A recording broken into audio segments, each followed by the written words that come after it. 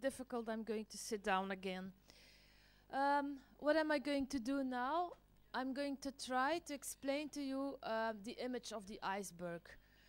It's not very theoretically, because I'm going to try to illustrate you by giving you a very concrete story. We very often use the image of the iceberg when we talk about autism, because we can compare the behavior of people with autism with the image of the iceberg. If you look at the iceberg, you only see the tip of the iceberg, which is a very, very small part of it. If you look at autism, you also very often see a small part of autism, the behavior of the child or the adult with autism. And we can do two things.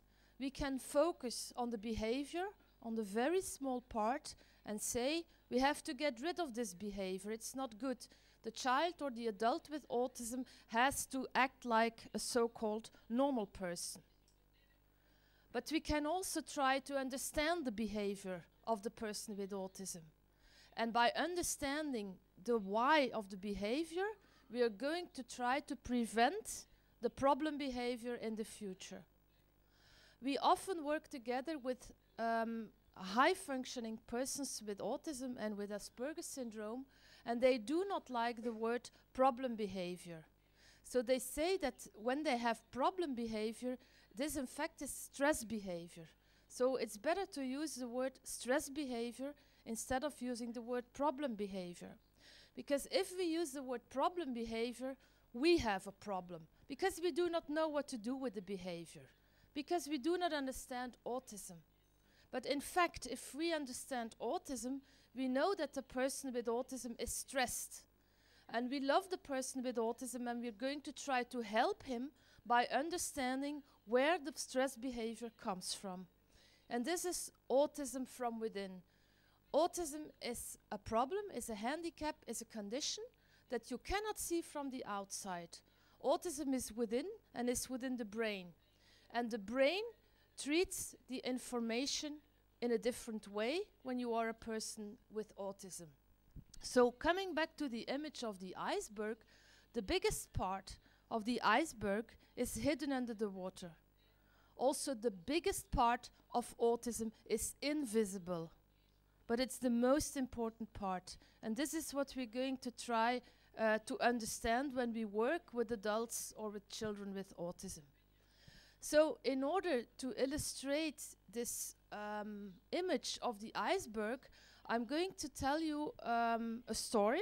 It's a real story about a child with autism who is now an adult with autism and who works.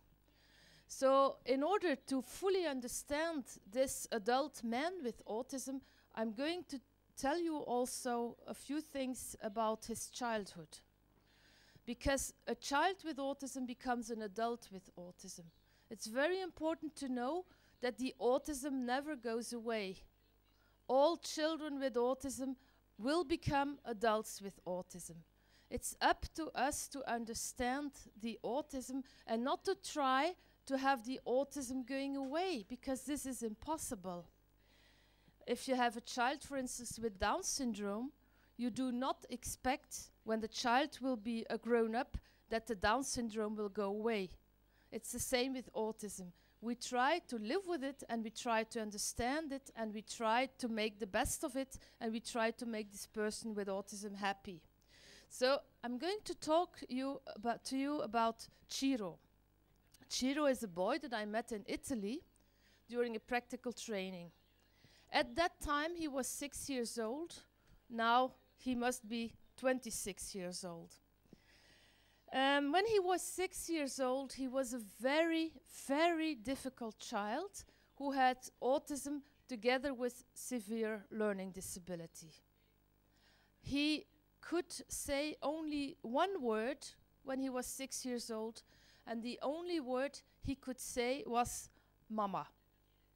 And he used the word mama for everything. When he was thirsty, he said mama. When he wanted to see his mama, he said mama. When he wanted to go out, he said mama.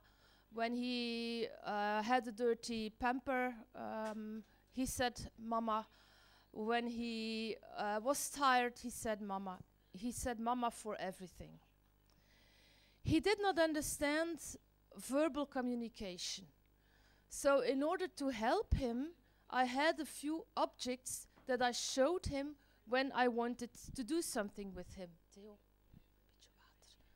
So for instance, when I wanted to go out with him, I had a small part of a tree, and I showed him the leaves of the tree and the branches, and then he knew we go outside for a walk.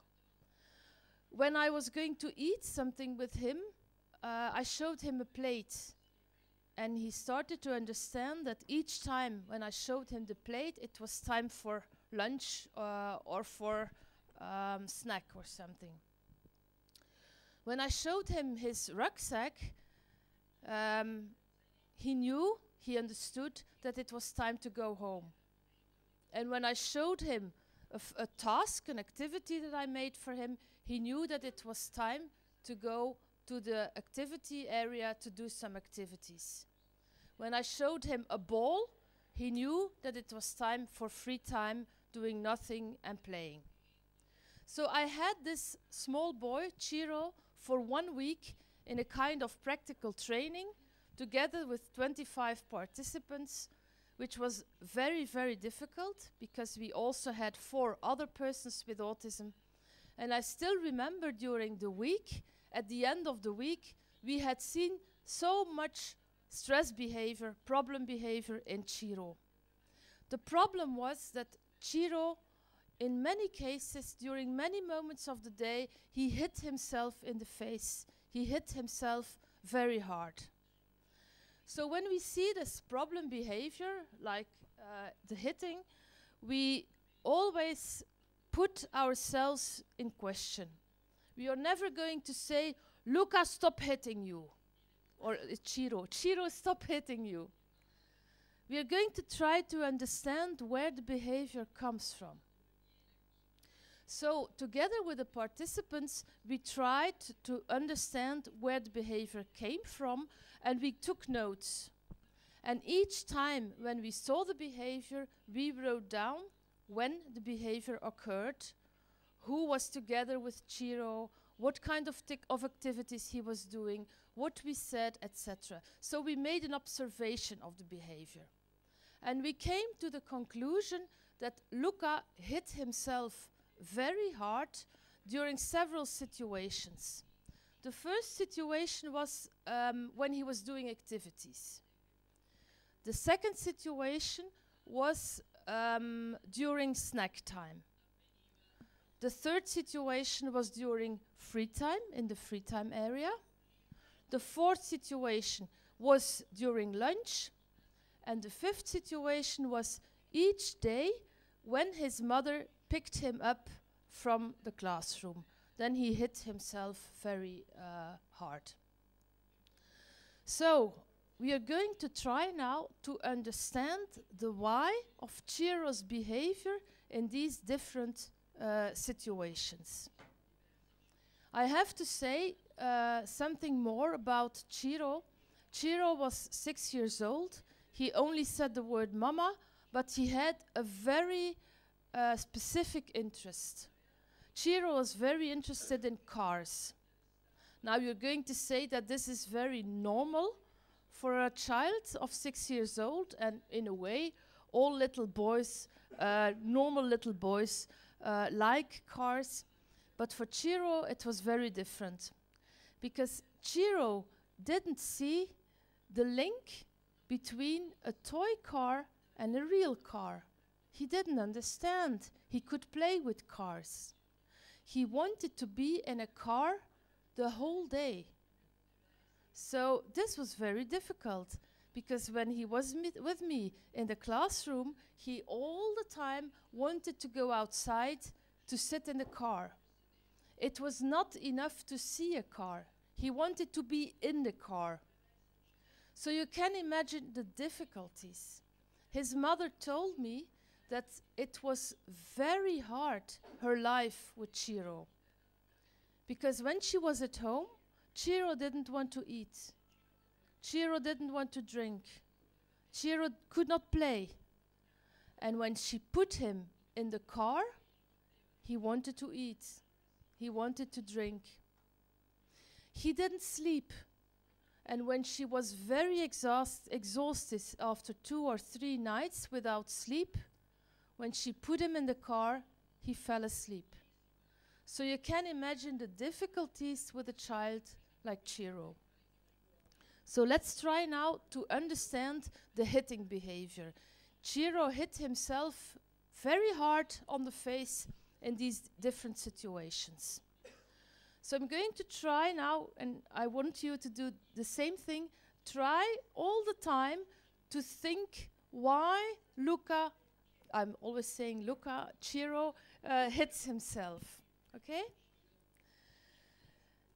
In the beginning of the week, I had seen that Chiro was very interested in small little balls, ping pong balls. He liked especially the sound of them. So normally for children with autism, we start with the motivation of the child. What does the child like? And this is the same thing that we are going to do with adult people with autism. When we try to find work for adult people with autism, we are not going to choose work they do not like. It would be a waste of time. We have to start trying to find the motivation of the adults with autism. So for Luca, as a young boy, ping pong balls. So I made a small activity with a box with ping pong balls. And the goal was that Luca took one ping pong ball, and in the compartment on the right side, I had covered the box and I made a hole in it. So he took the ping pong ball and he put it in the box. The next ping pong ball, and he put it in the box.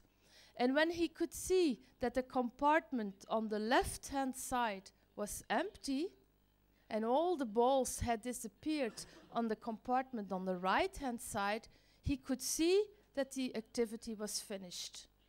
And he felt very happy by doing this, and he had a big, big smile. So everybody was happy, because if we see that the child with autism is happy, we are all happy.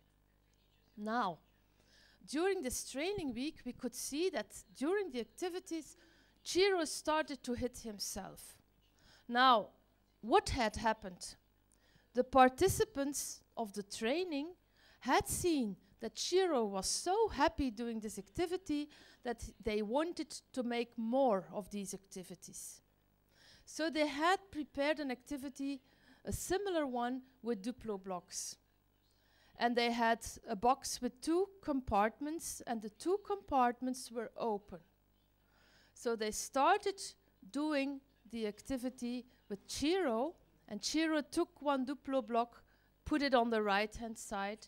He took a second Duplo block, he put it on the right-hand side, and another one, and another one. And when the compartment on the left-hand side was empty, the activity was finished.